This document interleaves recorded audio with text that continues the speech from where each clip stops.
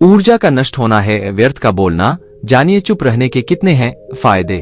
इंसान के सभी के दुखों का कारण बोलना ही है, क्योंकि आवश्यकता से अधिक बोलना ही दुखों का कारण बनता है। इसलिए कम बोले, सटीक बोले, मधुर बोलें और सबसे जरूरी जितनी आवश्यकता हो उतना ही बोले। वाणी या बोलना ही नहीं बल्कि मौन में भी शक्ति होती है। यही कारण है कि धर्मों में मौन को बहुत महत्व दिया गया है। वैज्ञानिकों द्वारा भी इस बात को माना गया है कि सेहत से मौन का गहरा संबंध है और इससे मानसिक शांति मिलती है। मौन से विचारों में एकाग्रता आती है और रचनात्मकता बढ़ती है। इसलिए जितने भी साधु संत या तपस्वी हुए सब ने मौन रहकर और ध्यान लगाकर ही संसार के गूढ़ ज्ञानों को प्राप्त किया। दुखों का कारण है बोलना।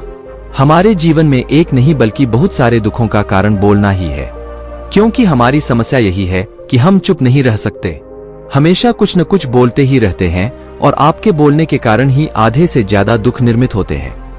परिवार में कलह क्लेश का कारण भी हमारा बोलना ही होता है।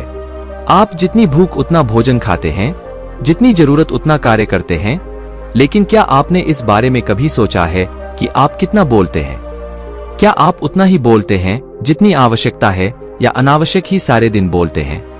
इस बारे में कभी अकेले बैठकर जरूर सोचिए कि आज आपने दिन भर में कितना बोला, क्या बोला और सबसे जरूर की क्यों बोला। इनमें से कितनी बातें जरूरी थी और कितनी अनावश्यक। सुनने सुनाने के माहौल से निकलें बाहर। मनुष्य की प्रवृत्ति ऐसी है कि वह अपने मन में चल रही बातों को दूसरों को सुनाना चाहता है और दूसरा भी आपके साथ ठीक वही काम करता है। ये बातें किसी अन्य या तीसरे व्यक्ति से संबंधित हो तो सुनने सुनाने का काम और भी दिलचस्पी से होता है। आप फिर जब कभी भी बैठते हैं तो इन्हीं बातों को फिर से दोहराया जाएगा और फिर से इन्हीं बातों पर विचार करेंगे। यह सुनने सुनाने का माहौल जीवन भर चलता रहता है और इस तरह से आप खो देते हैं अपना समय, अपना जीवन, अपनी सोच समझ और वो कीमती पल जिसमें जिया जा सकता है और जिसमें आनंद प्राप्त किया जा सकता है। इसलिए इस सुनने सुनाने के माहौल से बाहर निकलें। क्या है मौन की शक्ति? जब तक हम बाहर की ओर बोलते रहेंगे, हमारे भीतर अशांति रहेगी। जिस दिन हम मन से चुप हो जाएंगे तो तब बाहर हमारे मुख से कुछ भी निकले हम शांत ही रहेंगे। दुनिया में जितनी बुराइयां हैं, परिवार में क्लेश है, पति पत्नी में विवाद है, सब बोलने के कारण ही होते हैं। हम चुप रहना नहीं चाहते हैं, हमेशा सुना देना चाहते हैं, लेकिन व्यर्थ का बोलना ऊर्जा का नष्ट होना है।